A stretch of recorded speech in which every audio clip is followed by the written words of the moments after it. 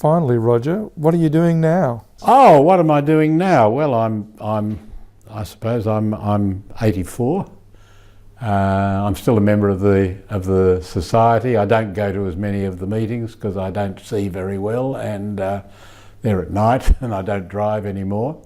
As I say, I did go to the national meeting a couple of years ago, which I enjoyed. I hope to go again next year. I think that'll be 2019. I think it's going to be in Melbourne, and I hope to get down perhaps to see what's going on there. So I still like to keep very much. I still cite the journal electronically. I don't say I read it all, but every time one comes out, I try to see what the society and the profession is doing, which is also very interesting. And I find, of course, that I don't understand 2/3 of the papers.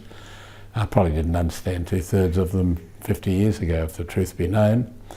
I don't do. I wrote a little paper recently, which may or may not get published, and it was on early agricultural economic thinking. The society, the profession generally considers as a profession. It got going in the 1940s with the Commonwealth forming a Bureau of Agricultural Economics, with the universities getting full-time positions in agricultural economists. But of course there had been antecedents to that. And there was a particular group in Melbourne, Professor Lyndhurst Giblin and Copeland, who had been very interested and concerned in tariff policy and its effect on agriculture, and who was in fact paying for the agricultural price support systems.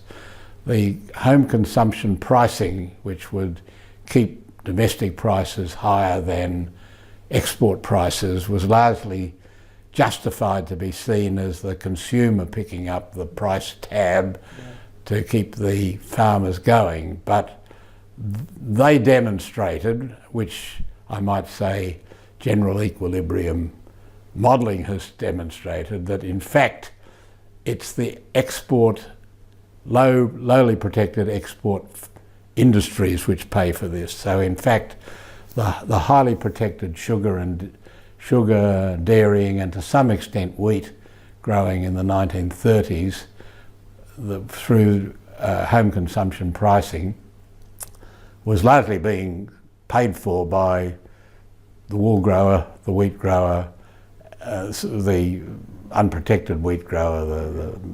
There's a very interesting story. They did some very interesting work there. So I just wrote that little story up. Okay. With what'll ever happen to it at this stage, who knows? Okay. Well, thanks very much, Roger. That's been absolutely fascinating. Well, thank you. I've enjoyed doing it.